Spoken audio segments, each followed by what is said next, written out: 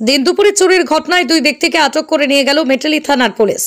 জানা যায় বৃহস্পতিবার বিকেলে ওই দুই ব্যক্তি চালসা স্কুল মোড়ে থাকা একটি বেসরকারি হলের সিঁড়ির লোহার রেলিংয়ের পাইপ চুরি করছিল। বিষয়টি দেখার পর স্থানীয় লোকজন তাদের আটক করে রাখে। খবর দেওয়া হয় ওই হলের অন্যতম কর্মকর্তা অঞ্জন সমাজদারকে। তিনি এসে খবর দেন মেটালি থানায়। পুলিশ এসে ওই দুই ব্যক্তিকে আটক করে নিয়ে যায়। অঞ্জনবাবু জানান, ওই দুই ব্যক্তির বিরুদ্ধে থানায় লিখিত অভিযোগ দায়ের করা হবে। পুলিশ সূত্রে জানা যায় অভিযুক্তের ভিত্তিতে ঘটনার তদন্ত করা হবে।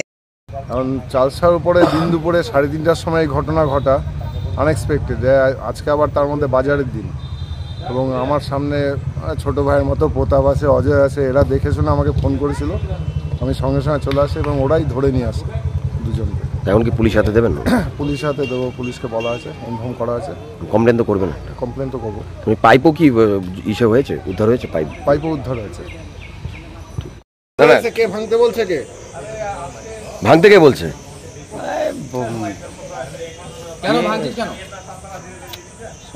দিন ধরে চুরি করতেছিস? দিনের বেলা 3:30টার সময় এইভাবে ভেঙে নিয়ে গেলি? কি করবো এগুলা ভেঙে নিয়ে? এখানে কোথায় নিয়ে যেতে ভাঙে? হ্যাঁ, বিক্রি করছিলিস? ঝন্টুর ওখানে ও নিয়ে গেছে, আমি জানি না। কত দিয়ে? 250 টাকা দিছিল।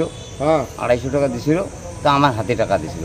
আবার ওরা গেছিল, 15 টাকা গেছিল, টাকাটা ফেরত দিয়ে দেওয়া হয়েছে। আমি এগুলো জানি না। কে জানে? এখন কে করছে না করছে আমি জানি না সেটা। ভাঙতেছো তুমি ছিল এগুলো? হ্যাঁ ভাই, কে ভাঙছে? হ্যাঁ, এখন আমরা মাঝখানে আছি। আমরা ঠিক করে বল, কে ভাঙছে? কে ভাঙছে? কে ভাঙছে বল? ও ভাঙছে।